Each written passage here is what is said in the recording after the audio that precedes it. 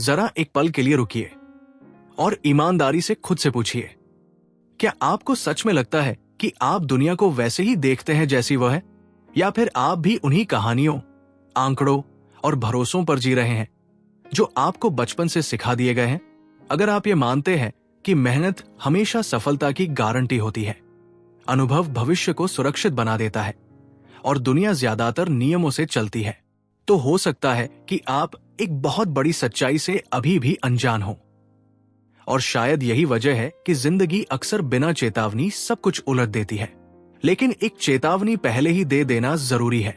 अगर आप समाज की उस अंधेरी सच्चाई को देखने के लिए तैयार नहीं है, जहां तर्क, योजना और समझ अक्सर बेकार साबित हो जाते हैं, अगर आप ये सुनना नहीं चाहते कि दुनिया उतनी निष्पक्ष नहीं है जितनी हमें दिखाई जाती है, तो शायद ये वीडियो आपके लिए नहीं है। क्योंकि इस वीडियो के बाद हो सकता है कि आप घटनाओं को, लोगों को और खुद अपनी जिंदगी को पहले जैसी नजरों से दोबारा न देख पाएं। नमस्कार दोस्तों, आपका स्वागत है ऑडियो बुक प्रकाश में, एक ऐसा मंच जहां हम किताबें सिर्फ पढ़ते नहीं बल्कि उनकी परतों के पीछे छिपी सोच को समझने की कोशिश करते हैं। अगर आप भी उन लोगों में से हैं जो आसान जवाबों से संतुष्ट नहीं होते, तो चैनल को सब्सक्राइब करना न भूलें, क्योंकि यहां हर वीडियो आपकी सोच को थोड़ा और गहरा करने के इरादे से बनाई जाती है। आज हम जिस किताब की बात करने जा रहे हैं वो कोई सामान्य सेल्फ हेल्प बुक नहीं है।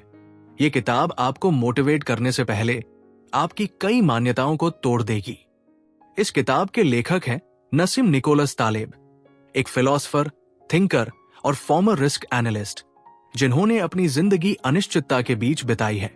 उनकी मशहूर किताब द ब्लैक स्वान दुनिया को यह समझाने की कोशिश करती है कि असल खतरा वहां नहीं होता जहां हम उसे खोजते हैं, बल्कि वहां होता है जहां हम देखने से ही इनकार कर देते हैं। तालेब कहते हैं कि हमारी सबसे बड़ी गलती यह है कि हम दुनिया को प्रेडिक्टेबल मान लेते हैं। हम सोचते हैं कि जो कल हुआ वही आगे भी होगा। हम ग्राफ्स, डेटा और अनुभव के सहारे भविष्य को सुरक्षित समझ लेते हैं। लेकिन सच्चाई यह है कि दुनिया को बदलने वाली ज्यादातर घटनाएं अचानक आती है, बिना संकेत के आती है, और हमारे सारे कैलकुलेशन को एक झटके में बेकार बना देती है। द ब्लैक स्वान सिर्फ एक कॉन्सेप्ट नहीं है, बल्कि ये एक आईना है। एक ऐसा आईना जो दिखाता है कि हम कितनी आसानी से सर्टेनिटी के भ्रम में जी लेते हैं। ये किताब ये नहीं सिखाती कि भविष्य कैसे बताया जाए, बल्कि ये सिखाती है कि भविष्य को लेकर हम इतने आत्मविश्वास से गलत क्यों हो जाते हैं। और जैसे जैसे हम आगे बढ़ेंगे, आप महसूस करेंगे कि ये किताब सिर्फ अर्थव्यवस्था, इतिहास या साइंस की बात नहीं करती। ये किताब सीधे सीधे इंसानी सोच पर सवाल उठाती है, उस सोच पर जो हमें सुरक्षित महसूस कराती है लेकिन सच के करीब नहीं ले जाती। तो अगर आप ये जानने के लिए तैयार हैं कि दुनिया में सबसे ज्यादा असर डालने वाली चीजें अक्सर हमारी नजरों से क्यों छूट जाती है, और क्यों हमारी समझ ही कई बार हमारी सबसे बड़ी कमजोरी बन जाती है, तो बने रहिए, क्योंकि यहां से आगे सोचने का तरीका धीरे धीरे बदलने वाला है। अब जरा ध्यान से समझिए, क्योंकि अगर यहां बात साफ नहीं हुई तो आगे जो भी आएगा वो अधूरा लगेगा। ब्लैक स्वान कोई पोएटिक नाम नहीं है, ये एक बहुत पुराना भ्रम टूटने की कहानी है। कई सौ साल पहले तक यूरोप में लोग ये मानते थे कि दुनिया में सारे हंस सफेद होते हैं। वजह साफ थी, उन्होंने जितने भी हंस देखे थे सब सफेद थे। सैकड़ों साल का ऑब्जर्वेशन, ढेर सारा अनुभव और पूरा भरोसा। लेकिन जैसे ही पहली बार ऑस्ट्रेलिया में काला हंस देखा गया, वो पूरा विश्वास एक झटके में टूट गया। एक ही घटना ने यह साबित कर दिया कि इंसान का अनुभव सीमित होता है और उसी सीमित अनुभव से बनाए गए निष्कर्ष खतरनाक हो सकते हैं। नसीम निकोलस तालेब इसी कहानी को मेटाफोर की तरह इस्तेमाल करते हैं। उनके अनुसार ब्लैक स्वान इवेंट कोई भी ऐसी घटना होती है जो हमारी सोच की सीमा के बाहर होती है। वो आती है बिना चेतावनी, उसका असर बहुत बड़ा होता है, और जब वो गुजर जाती है तब हम पीछे मुड़कर कहते हैं, अगर ध्यान से देखते तो समझ में आ सकता था। लेकिन सच्चाई यह है कि वो समझ में आ ही नहीं सकती थी, क्योंकि हमारी सोच उस दिशा में प्रशिक्षित ही नहीं होती। ब्लैक स्वान का काम करने का तरीका बेहद खतरनाक है। ये धीरे धीरे नहीं आता, ये संकेत देकर नहीं आता। ये उस जगह पर वार करता है जहां हम सबसे ज्यादा कॉन्फिडेंट होते हैं। हम अपने अनुभव, डेटा और प्लानिंग के सहारे सोचते हैं कि सब कंट्रोल में है, और ठीक उसी समय कोई ऐसी घटना घटती है जो हमारे सारे मॉडल्स, सारे अनुमान और सारी समझ को बेकार साबित कर देती है। तालिब कहते हैं कि इंसान की सबसे बड़ी गलती यह है कि वो दुनिया को लिनियर मान लेता है। हम सोचते हैं कि अगर आज थोड़ा बदला है तो कल भी थोड़ा ही बदलेगा। अगर नुकसान धीरे धीरे हुआ है तो आगे भी धीरे ही होगा। लेकिन असल दुनिया ऐसे नहीं चलती। असल दुनिया में कभी कभी एक ही झटका सालों की मेहनत मिटा देता है, और कभी एक ही मौका जिंदगी की दिशा बदल देता है। ब्लैक स्वान का असली खतरा घटना में नहीं, बल्कि हमारी ब्लाइंडनेस में है। हम रेयर चीजों को इग्नोर करना सीख लेते हैं क्योंकि वे अनकंफर्टेबल होती है। हम नॉर्मल पर भरोसा करते हैं क्योंकि वो हमें सुरक्षित महसूस कराता है। लेकिन यही कंफर्ट हमें कमजोर बनाता है। हम उस चीज के लिए तैयार रहते हैं जो अक्सर होती है, लेकिन उस चीज के लिए नहीं जो जिंदगी को सच में बदलती है। और सबसे दिलचस्प बात यह है कि ब्लैक स्वान के बाद हमारा दिमाग क्या करता है। वो तुरंत एक्सप्लेनेशन बनाने लगता है। वो कहानी गढ़ता है, कारण खोजता है, ताकि उसे ये स्वीकार न करना पड़े कि वो अनजान था। यहीं से हम उस भ्रम में फंसते हैं कि दुनिया समझ में आ गई है, जबकि असल में हमने सिर्फ खुद को बहला लिया होता है। यही वजह है कि तालिब कहते हैं, दुनिया को समझने की सबसे बड़ी बाधा इग्नोरेंस नहीं है, बल्कि फॉल्स सर्टेनिटी है। और जैसे जैसे हम आगे बढ़ेंगे, आप देखेंगे कि ये फॉल्स सर्टेनिटी कैसे कहानियों, आंकड़ों और तथाकथित एक्सपर्ट ओपिनियंस के जरिए हमारी सोच को धीरे धीरे कमजोर करती चली जाती है। और यहीं से एक और खतरनाक सवाल जन्म लेता है। अगर हमारा दिमाग खुद को बचाने के लिए कहानियां गढ़ता है, तो हम सच और बनाई हुई समझ के बीच फर्क कैसे करें? यही सवाल हमें आगे ले जाने वाला है। अब यहां से एक बहुत नाजुक लेकिन खतरनाक सच सामने आता है। ब्लैक स्वान हमें इसलिए नहीं तोड़ता कि वो अचानक आता है, बल्कि इसलिए तोड़ता है क्योंकि उसके बाद हमारा दिमाग खुद को बेगुनाह साबित करने में लग जाता है। इंसान अनिश्चितता के साथ जी नहीं पाता। जब कुछ ऐसा हो जाता है जिसकी हमने कल्पना नहीं की थी, तो हमें सिर्फ जवाब नहीं चाहिए होते, हमें सुकून चाहिए होता है। और यही सुकून कहानियों से मिलता है। तालिब इसे कहते हैं नैरेटिव फैलेसी, यानी घटनाओं के बाद ऐसी कहानी बना लेना जो सब कुछ लॉजिकल और साफ सुथरा दिखाने लगे। हमें यह मानना मुश्किल लगता है कि कोई बड़ी घटना बिना किसी साफ कारण के भी हो सकती है, इसलिए हम कारण गढ़ लेते हैं। हम कहते हैं, ये इसलिए हुआ, वो इसलिए हुआ, संकेत पहले से मौजूद थे। लेकिन असल में हम सच नहीं ढूंढ रहे होते, हम अपने डर को ढक रहे होते हैं। अगर आप गौर करें तो दुनिया की ज्यादातर एक्सप्लेनेशंस घटना के बाद आती है, पहले नहीं। कोई बड़ा बदलाव होता है, कोई सिस्टम गिरता है, कोई इंसान अचानक ऊपर पहुंच जाता है, और उसके बाद एक्सपर्ट्स लाइन लगाकर बताते हैं कि यह सब क्यों हुआ। हर एक्सप्लेनेशन सुनने में इतनी कन्विंसिंग लगती है कि हमें लगता है यह तो ऑब्वियस था। लेकिन अगर यह इतना ही ऑब्वियस था तो पहले क्यों नहीं दिखा? नैरेटिव फैलेसी की सबसे बड़ी चाल यही है। यह हमें यह भरोसा दिला देती है कि हम दुनिया को समझते हैं, जबकि सच्चाई यह है कि हमने सिर्फ एक अच्छी कहानी सुन ली होती है। यह कहानी रैंडमनेस को ऑर्डर में बदल देती है, केओस को मीनिंग दे देती है, और इंसान को यही चाहिए, मीनिंग। लेकिन यही मीनिंग हमें कमजोर बनाता है, क्योंकि जब हम कहानी पर भरोसा कर लेते हैं तो हम सतर्क नहीं रहते। हम ये मान लेते हैं कि अगली बार भी वही पैटर्न दोहराया जाएगा, और यही ब्लैक स्वान दोबारा हमें चौंका देता है। तालिब कहते हैं कि इतिहास, मीडिया और सक्सेस स्टोरीज तीनों नैरेटिव फैलेसी से भरे पड़े हैं।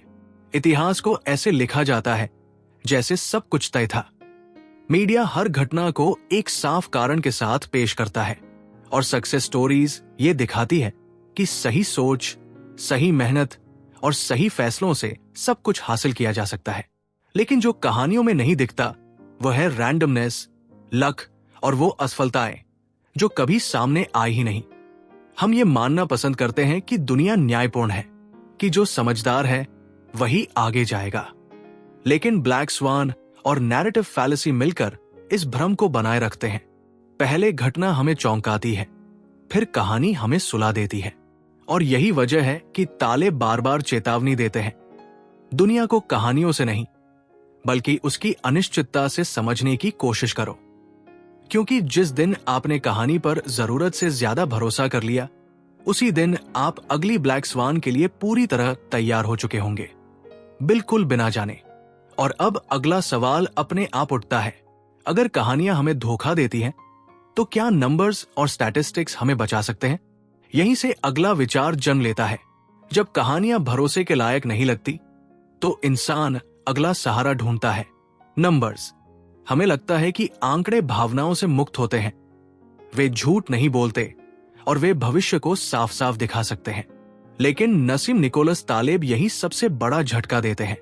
वो कहते हैं, नंबर समस्या नहीं है, समस्या ये है कि हम उन्हें उस दुनिया पर लागू कर देते हैं जहां वे काम ही नहीं करते। हम स्टैटिस्टिक्स को ऐसे इस्तेमाल करते हैं जैसे दुनिया एक संतुलित और शांत जगह हो। हम एवरेजेस निकालते हैं, ग्राफ्स बनाते हैं और मान लेते हैं कि ज्यादातर चीजें इन्हीं सीमाओं में घटेंगी।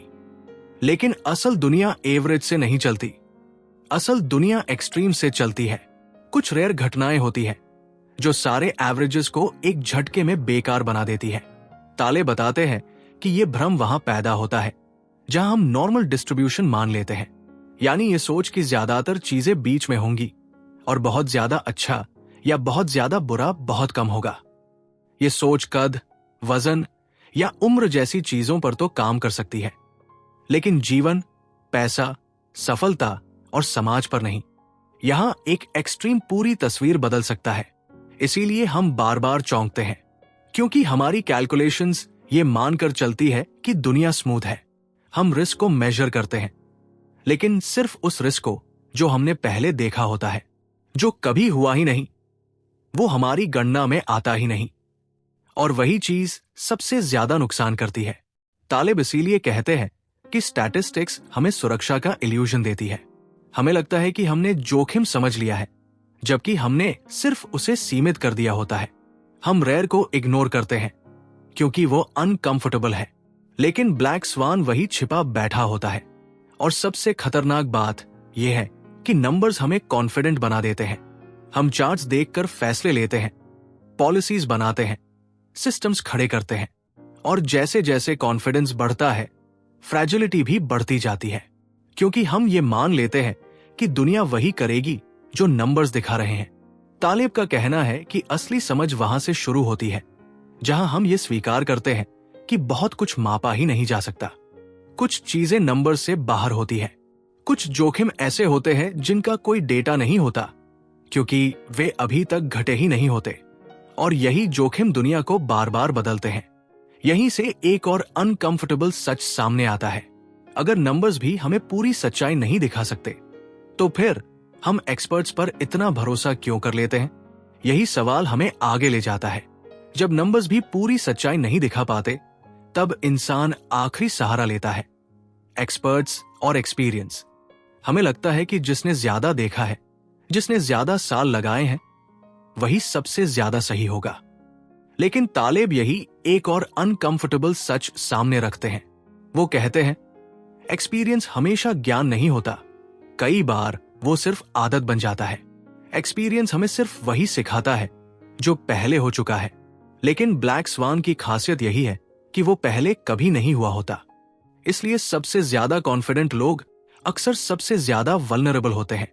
उन्हें लगता है कि उन्होंने सब देख लिया है, सब समझ लिया है, और यही सोच उन्हें अंधा बना देती है। ताले प्रेडिक्शन इंडस्ट्री की कड़ी आलोचना करते हैं। ऐसे लोग जो पूरे भरोसे से बताते हैं कि आगे क्या होने वाला है।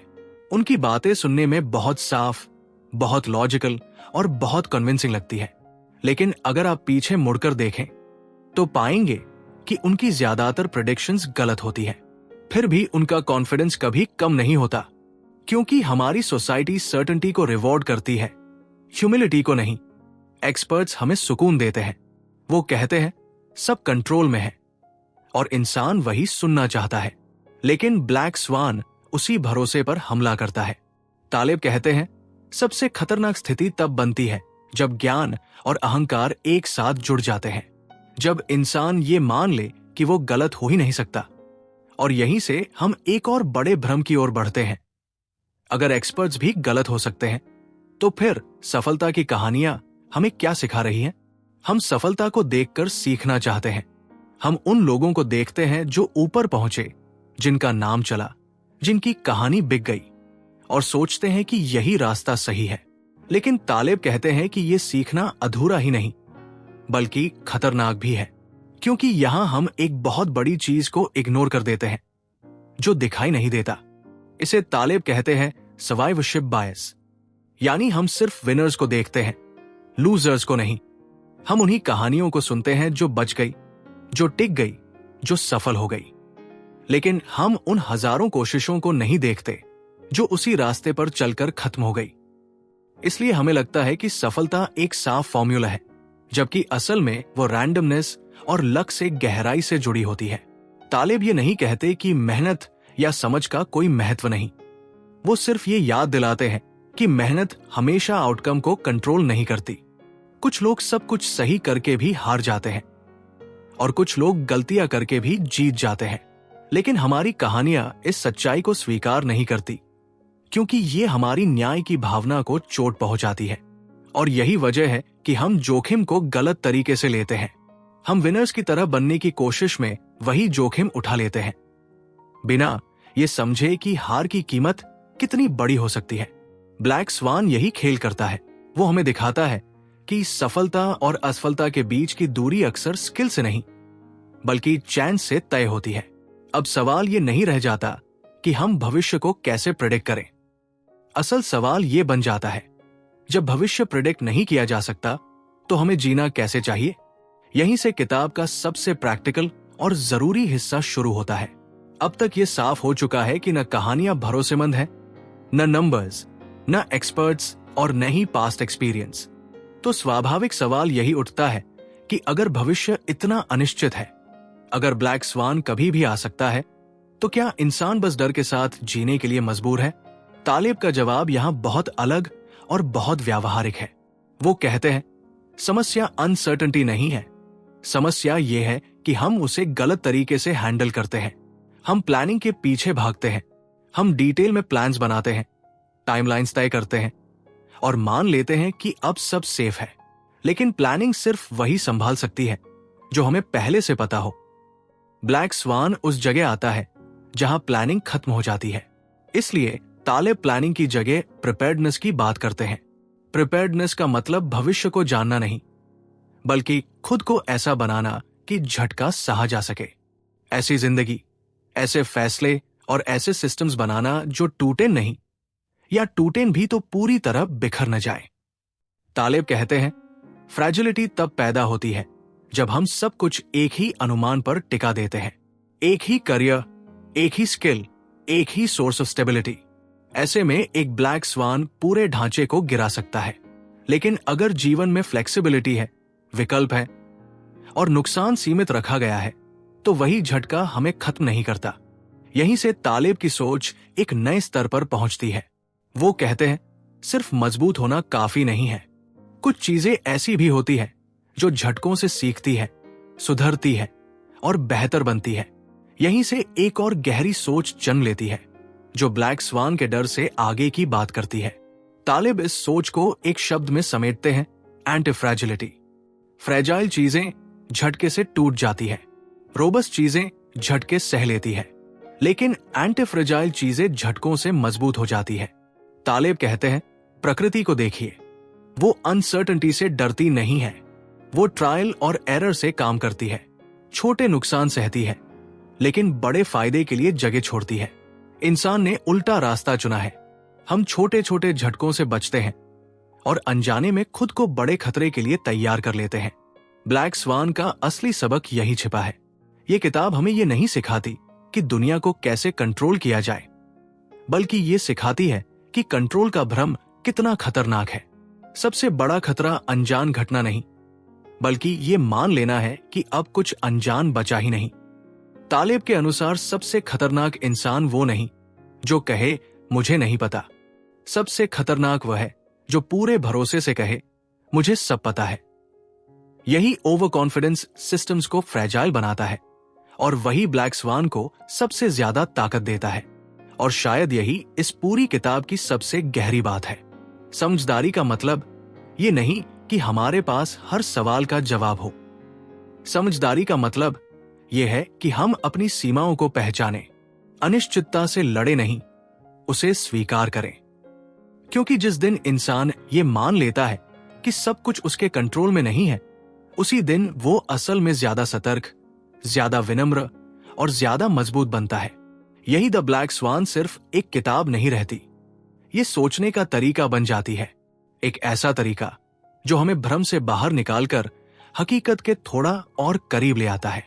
अगर आपने ये वीडियो यहां तक देख लिया है तो इसका मतलब यह है कि आप उन लोगों में से नहीं हैं जो आसान जवाबों से संतुष्ट हो जाते हैं। आप उन लोगों में से हैं जो ये समझना चाहते हैं कि दुनिया सिर्फ जैसी दिखती है वैसी क्यों नहीं होती। द ब्लैक स्वान हमें डराने के लिए नहीं लिखी गई थी, ये किताब हमें जगाने के लिए लिखी गई थी। ये याद दिलाने के लिए कि अनिश्चितता कोई दुश्मन नहीं है, बल्कि वही सच्चाई है जिसे हम अक्सर नजरअंदाज कर देते हैं। और शायद असली समझ वहीं से शुरू होती है जहां हम ये स्वीकार कर लेते हैं कि हमें सब कुछ नहीं पता। अगर इस वीडियो ने आपकी सोच में थोड़ी सी भी हलचल पैदा की हो, अगर किसी एक भी जगह आपको यह महसूस हुआ हो कि शायद मैं चीजों को अब तक गलत तरीके से देख रहा था, तो इस वीडियो को लाइक जरूर कीजिए। ये लाइक हमारे लिए सिर्फ एक बटन नहीं, ये संकेत होता है कि आप इस तरह की गहराई वाली सोच को सपोर्ट करते हैं। अपने विचार हमें कमेंट में जरूर बताइए। आपके हिसाब से आपकी जिंदगी का सबसे बड़ा ब्लैक स्वान कौन सा रहा है? कौन सी ऐसी घटना जिसने आपकी पूरी दिशा बदल दी? आपका एक कमेंट किसी और की सोच की शुरुआत बन सकता है। अगर आपको लगता है कि ऐसे वीडियोस आज के समय में जरूरी है, तो इसे शेयर कीजिए, क्योंकि बहुत से लोग आज भी सर्टेनिटी के भ्रम में जी रहे हैं और शायद ये वीडियो किसी को थोड़ा और सतर्क बना दे। और अगर आपने अभी तक ऑडियो बुक प्रकाश को सब्सक्राइब नहीं किया है, तो सब्सक्राइब जरूर करें, क्योंकि यहां हम किताबों को सिर्फ समराइज नहीं करते, यहां हम उनके पीछे छिपी सोच को समझने की कोशिश करते हैं। हर वो किताब जो आपकी सोच को आराम देने के बजाय उसे थोड़ा असहज करती है, वो यहां जगह पाती है। अगली वीडियो में फिर मिलेंगे, एक और किताब के साथ, एक और गहरी सोच के साथ। तब तक के लिए पढ़ते रहिए, सोचते रहिए और सबसे जरूरी, सवाल पूछते रहिए। धन्यवाद।